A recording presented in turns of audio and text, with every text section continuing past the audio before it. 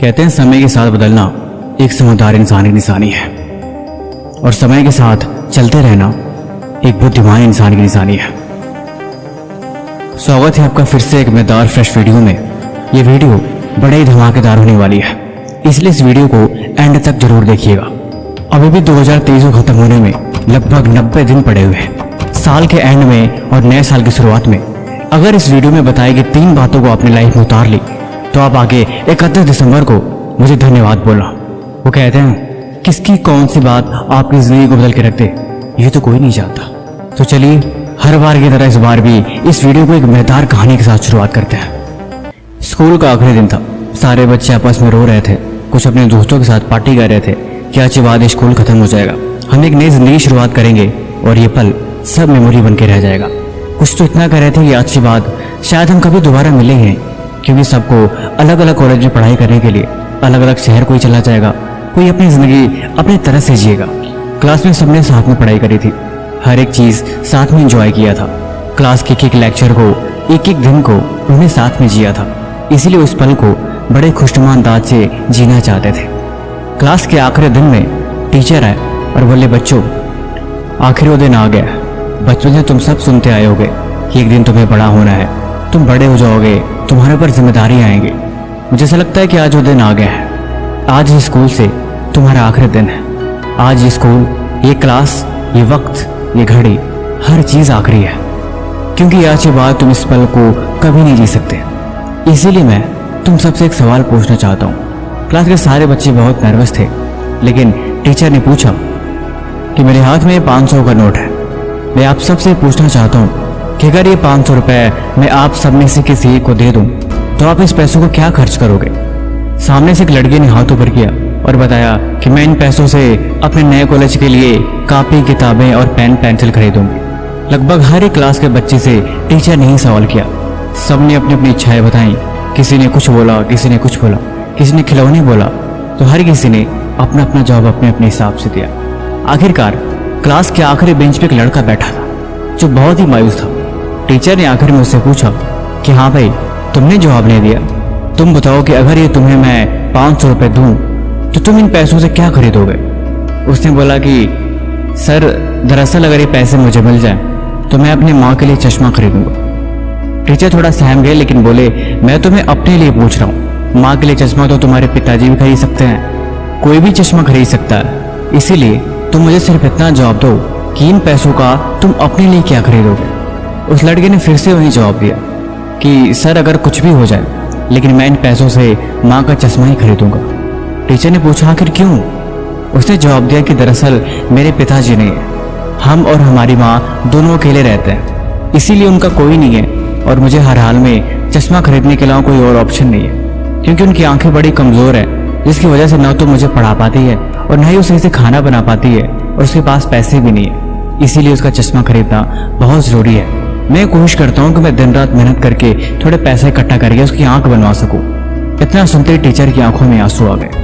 उसने उस लड़की को अपने पास बुलाया और बोला, ठीक है, तुम ये 500 रुपये का नोट लेके जाओ, लेकिन ये तुम्हें ऐसा गिफ्ट में नहीं दे रहा हूँ। ये पैसे तुम्हारे मेरे ऊपर उधार है। तुम इन पैसों को तब मुझे लौटाना जब तुम कामयाब बन जाना।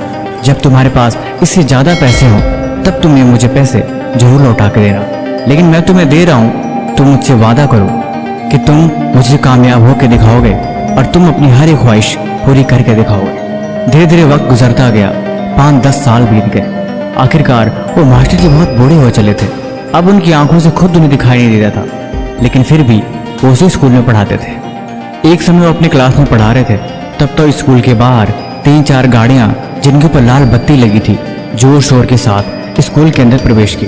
सारे बच्चे डर गए कि शायद कोई अधिकारी जांच पड़ताल के लिए स्कूल में आया है। तब तक वो गाड़ी रुकी और उस गाड़ी से एक इंसान उतरा। उसने मास्टर जी की क्लास के बारे में पूछा और मास्टर जी के पास जाके उनके पैर को छुआ। मास्टर जी ने उसे पहचाना नहीं और वो बोले, साहब आप कौन हैं और आप मेरे पैर क्यों छू रहे हैं? उसने जवाब दिया कि आप मुझे साहब मत कहिए, मैं तो आपका कर्जदार हूँ और मैं अपने कर्ज को अदा करने ही आज आपके पास आया। वो टीचर सहम से गए, आप मेरे कर्जदार, ये कैसे हो सकता है? उसने बोला, हाँ ये सही बात है, मैं आपका कर्जदार हूँ। आज के 12 साल पहले आपने मुझे 500 रुपये उधार दिया था और मैंने आपसे वादा किया था कि मैं ये पैसे आपको कामयाब होने के बाद ही लौटाऊंगा। तो आज मैं कामयाब हूँ, तो इसीलिए मैं आपके पैसे वापस करने आया हूँ। उस टीचर को सारी बात याद आ गई और उन्हें उस लड़की को गले से लगा लिया और सारे क्लास को इस सफलता की कहानी सुनाई।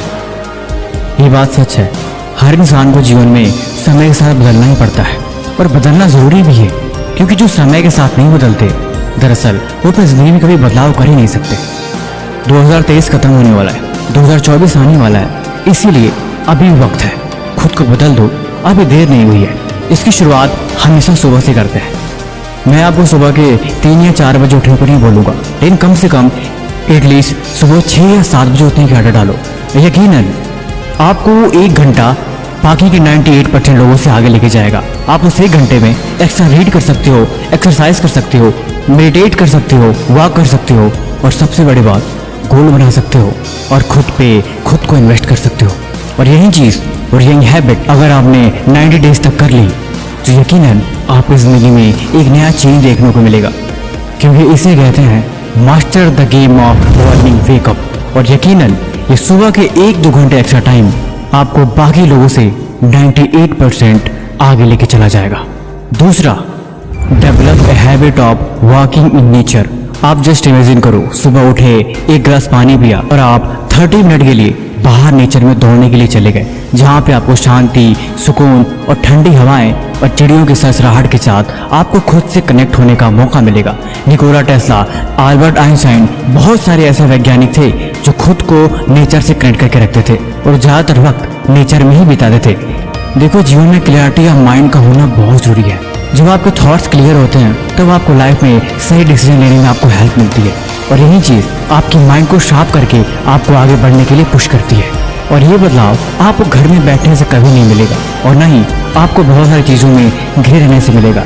ये चीज़ें तभी मिलेगी जब आप खुद को नेचर से कनेक्ट कर पाओगे और जब आप खुद को रियलिटी से कनेक्ट कर पाओगे, और यही चीज़ आपकी लाइफ बदलने में बहुत बड़ा रोल अदा करेगी। तीसरा और मोस्ट इम्पोर्टेंट थिंग इज जो आपकी लाइफ को पूरी तरह से बदल के रख देगा, और वो भी कुछ महीनों के अंदर ही, आप लिखने की आदत डालो। दर्द है, लिखो। कहीं आगे बढ़ना है, लिखो।